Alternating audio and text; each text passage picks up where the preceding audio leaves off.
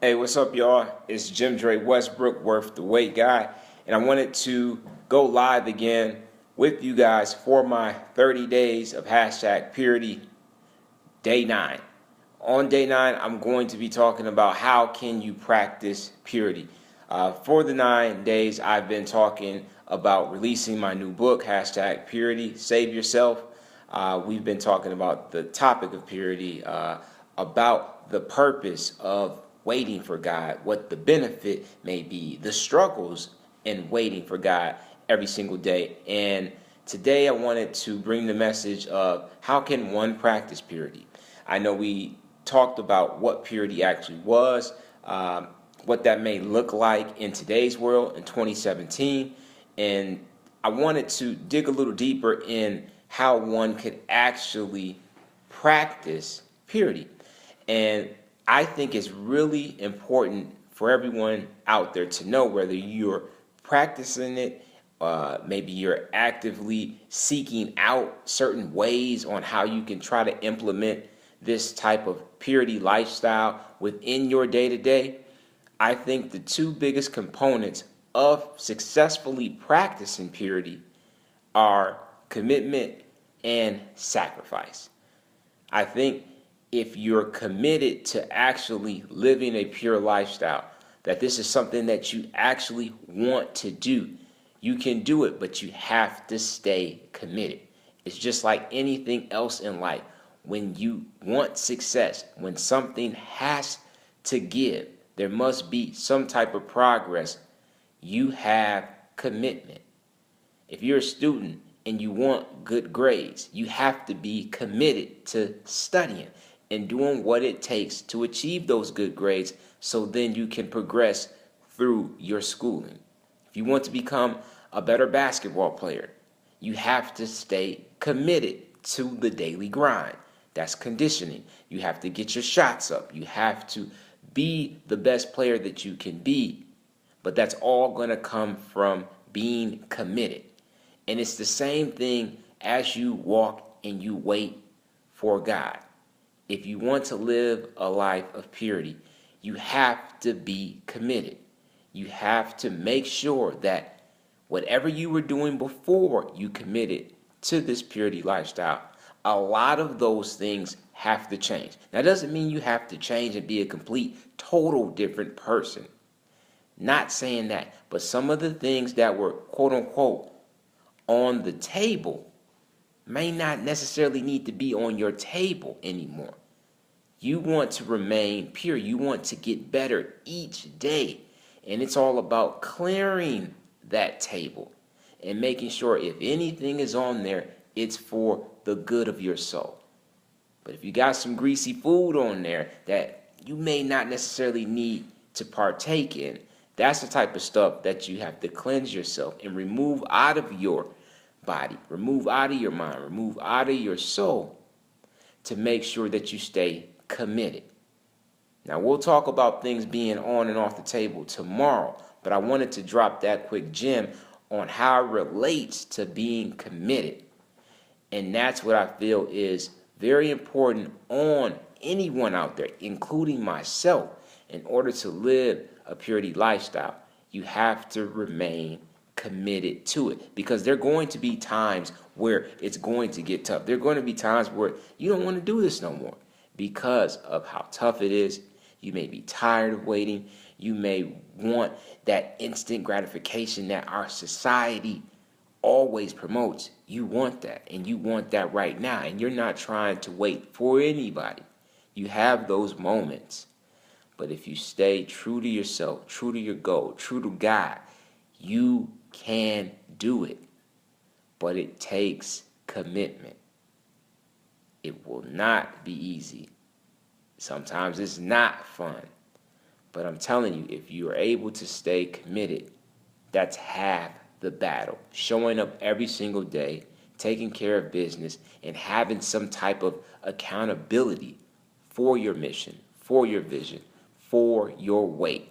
That's what this thing is all about. And that's one way on how you can live a purity lifestyle, and you can successfully practice purity if you stay committed to the goal. And the other part is sacrificing a lot of the things that are out there that you feel that you may be missing, that you feel that everyone else is doing, making that total sacrifice on understanding why you're waiting, because of God and for God. That brings everything full circle when it comes to learning and wanting to practice purity successfully. You have to sacrifice. You're sacrificing your body. You're sacrificing time. You're sacrificing a lot of other things that can be happening with you and someone else. And that's how you can practice purity successfully, is understanding and embracing that sacrifice. Because everybody isn't going to do that. You may have people that talk a good game to say, hey, this sounds good, or oh, this is what she's talking about, so I'm going to talk about this real quick, and then, I'm going to get what I want. Or you may be on the flip side of just experiencing some things where you want to do it and you like the idea of it, but it's impossible. Like, no one on earth could ever want to really do that. You know what I mean? But that's not true, because if you want to practice this thing, if you want to become celibate, you can do it, but you're only going to be able to do it if God and you allow God to help you. It's one of those things where it seems bigger than any person, because actually it is. That person may make that personal choice to remain celibate, but in order for it to really work, you need God. You must love God. You must trust God. And that's how it's really going to take off for you and really transform your life and other people's lives, only if you allow God to be God and you trust yourself and you stay committed. You remain faithful. You remain accountable. You take ownership. And you understand exactly why you're practicing celibacy, why you remain to be abstinent. It's all because of what God's been able to do for you. And then you can honor and make that ultimate sacrifice. Because he's the one, he's done it already, folks. He's done everything already. And we're just trying to remain faithful. We're just trying to be like him every single day. You know what I mean? It's not trying to be anybody else or trying to be somebody that you're not. Each day we try to aspire to be more Christ-like. And by practicing purity, this is just one of the forms that we can become anew. And we can be made white as snow every single day, of getting better, getting stronger, getting wiser, making every part in life better through waiting for him. And that's what this thing is all about. And that's how I believe, not just myself, but everyone out there who's willing to take a chance on God, take a chance on yourself, and take a chance on living a purity lifestyle can actually make it happen. But you have to stay committed. You have to sacrifice, and you have to trust God.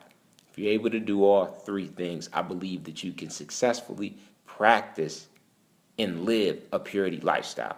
As I said before, it will not be easy. There will be trying times. There will be times you want to give up, and you know what? You just might do it for a second. But understand that God can pick you right up if you lose faith, hope, you doubt everything. At the end of the day, God can pick you back up and let you walk that life of purity. Let him walk right with you and make that thing happen. It's not over, because it will be tough. There will be trying times. And it will not look like at least you thought it would look like. But understand, if you make that sacrifice, if you stay committed and you trust God, you can become very successful in living a purity lifestyle.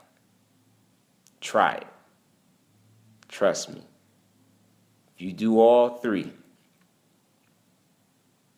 I believe you will be happy with your results, and it will set you up for success, because that's what we're all about. Striving for greatness every single day so we can become more like him. Cool? All right, so that's all that I have for you guys today. I just want to appreciate everybody that's been able to tune in. As I always say, if you know someone that's trying to live this type of lifestyle, if maybe it's yourself, maybe it's a family member, maybe it's a coworker, please pass this information on.